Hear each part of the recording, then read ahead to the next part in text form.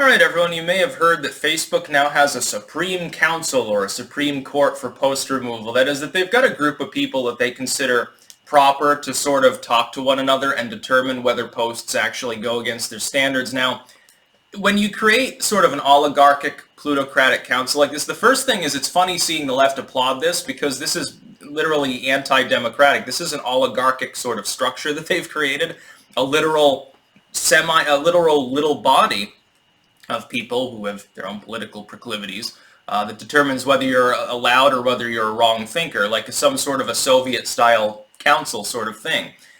This is oligarchic in nature. Now, I thought that these leftists hated oligarchism and thought that everything should be democratized. You'd be better off putting it before a popular vote of some Facebook community of hundreds of people if you wanted to prevent that from happening. That being said, it was exposed that most of the people as part of this group are extremely left-wing. Like some of them are like the hashtag resist crowd with never Trump derangement syndrome. Other people, we're talking left-wing advocacy, a lot of liberal activism.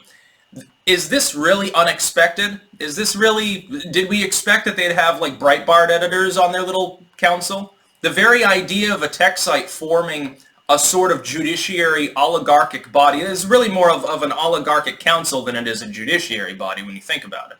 In its particular form and function. Are we surprised? Are we surprised that Zuckerberg would do this? I'm not. I'm not even remotely surprised that Facebook would institute such a system, number one, because it's a terrible, cringy idea, and far left in nature. Secondly, is this really relevant? I mean, I've got to talk about this because people are asking me to weigh in on it. But does it really matter? Facebook is a dying platform. The average age of a user on Facebook is in their mid-40s.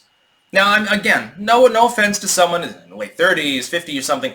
I'm not insulting you. I'm simply saying the age demographic skew of Facebook means it has no future.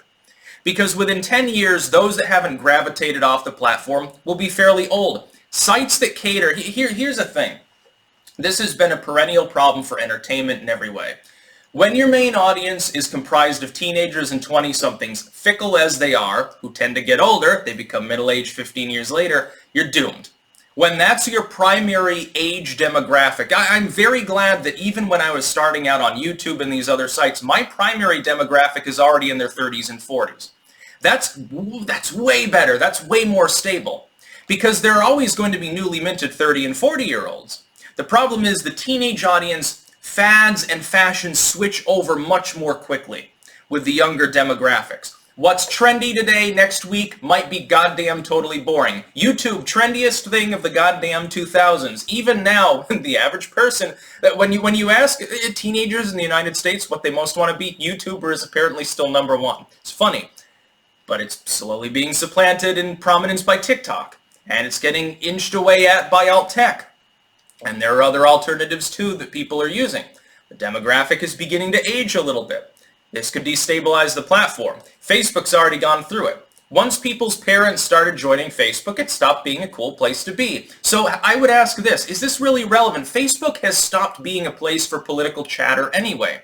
What happened on Facebook is that part of the reason that it became so popular, and I can remember I was part of this in like 2007, 2008, I was more prominent on Facebook at the time, organizing anti-war, largely anti-Bush at the time, groups. In 2007, I was way more well-known there. I had tens of thousands of people in some of these groups, which back then, Facebook was much smaller. That was fairly significant. Nobody knew who I was on YouTube. I had a couple hundred subscribers. In my first channel, I think I never exceeded 500 subscribers. By that time, I was managing 20, 30,000 people on one of my anti-war groups. Again, if I had kept with that, if I had sort of refined my methodology and streamlined the group, I have a feeling that it probably would be a pretty big activistic front by now, if I'd chosen to focus on that kind of internet. Thankfully, I chose differently. But Facebook, you can't do that now. No, anti-war posts are routinely removed. Posts against any government, including criticize the Trump administration, you'll get Trump fans rating your content. Facebook is just at this point a platform for busybodies, for snitch groups for coronavirus, number one, and for boring things like businesses and stuff. They have a Facebook page, and you can rate, and you can comment, say, oh, they fixed my car, it was really good, or hey, he was fucking my tailpipe. that's fine. For that particular function, Facebook is fine. You can find, a restaurant to go to or something. You can use it as a messaging service. I think the average person under 30 at this point only uses it for the messenger anyway because it's more convenient. And video calling. In all honesty, the video calling on Facebook is still the most stable. Now that Google has nerfed its own, Google has fucked Hangout, so, Facebook really is the next best thing. The easiest. Not for video calls that are going to be streamed, but as far as interpersonal chats and stuff, yeah, it's more convenient than your normal text messaging system. Facebook Messenger is highly relevant. It's almost like a phone service at this point. But Zuckerberg has been fucking his own company now for half a decade. Scandal after scandal after scandal. Data leaks and scandals involving selling data to China, and sometimes it was improperly resold outside of their contractual system. And pandering the government, and at times running up against the government. Zuckerberg trying to usurp the world's cryptocurrency systems with LibreCoin, which thankfully didn't work. Unfortunately set the groundwork for and attempted to create, through the pandemic response in the US, a one world cryptocurrency overseen by the federal government linked to Ethereum, which I think would be terrible, and I think it would make cryptocurrency valueless. The soccer moms would get aboard. Oh, it'd be much more stable. It wouldn't be a way to make money, though. It wouldn't be a good way to receive donations, since I guarantee it wouldn't be end-to-end encrypted and anonymous at that point. Oh no, they'd probably have a public roster so everyone could see what weird shit you're buying. Your dragon dildos or whatever. But Facebook creating a little Supreme Court or an oligarchic council and staffing it with people that are like, the SPLC and the DNC sort of offshoots. So it's expected. I'm not even remotely surprised. And also, it doesn't goddamn matter. If I got banned on Facebook tomorrow, I wouldn't care. I don't do anything on Facebook. I don't use Facebook. I don't publicly post. The only thing I'm doing is because there are still people who stubbornly prefer to use Facebook as opposed to one of the better alternatives. They're not on Minds. They don't use Twitter or Gab.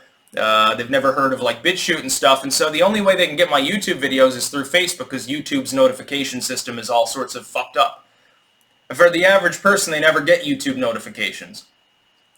So, that's what I use Facebook. It's a notification machine.